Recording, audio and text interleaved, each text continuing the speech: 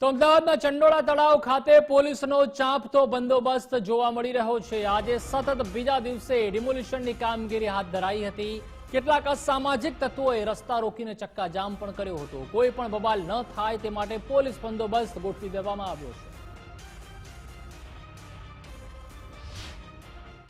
સતત બીજા દિવસે જે ચંડોળા તળાવ ખાતે ડિમોલેશનની કામગીરી ચાલુ હતી અને ખાસ દાદાનું બુલડોઝર ફરી વળ્યું હતું, ત્યારે ખાસ અત્યારે હાલ ચંડોળા તળાવ ખાતે આપ જોઈ શકો છો કે જે વિસ્તાર છે ત્યાં પોલીસ બંદોબસ્ત ગોઠવી દેવામાં આવ્યો હતો। ગઈકાલે રાત્રે ખાસ ચંડોળા તળાવ પાસે આવેલા પેટ્રોલ પંપ પાસે કેટલાક અસામાજિક તત્વો અથવા તો જે કહેવાય કે સ્થાનિકો જે છે તેમને ડિમોલેશનની કામગીરીને સામે વિરોધ પ્રદર્શન અને રોડ રસ્તા ચક્કાજામ કરવાનો પ્રયત્ન કર્યો હતો મોડી રાતે। ત્યારબાદ જે પોલીસ છે તે અત્યારે સતર્ક થઈ ગઈ છે અને જે સરકાર દ્વારા આજે બીજા દિવસે સતત ડિમોલેશનની કામગીરી હાથ ધરવામાં આવી હતી, ત્યારે ખાસ આ વિસ્તારમાં અત્યારે હાલ ચાંપતો પોલીસ બંદોબસ્ત ગોઠવી દેવામાં આવ્યો છે। અને મહત્વની વાત છે કે ડિમોલેશનની કામગીરી જે રીતે ગેરકાયદેસર રીતે અહીં વર્ષોથી જે રીતે આ જે વિસ્તાર છે ડિમોલેશનની પ્રક્રિયા હાથ ધરવામાં આવી હતી, ત્યારે ખાસ જેને લઈને અત્યારે હાલ કોઈ વિરોધ પ્રદર્શન અથવા તો બીજી કોઈ જે અસામાજિક તત્વો દ્વારા કોઈ પણ જાતના રોડ રસ્તા ચક્કાજામ અથવા તો કોઈ વિરોધ પ્રદર્શન અથવા તો કોઈ જે અસામાજિક તત્વો દ્વારા કોઈ પ્રવૃત્તિ ના થાય તે માટે તેને ખાસ ચાંપતો પોલીસ બંદોબસ્ત ગોઠવી દેવામાં આવ્યો છે।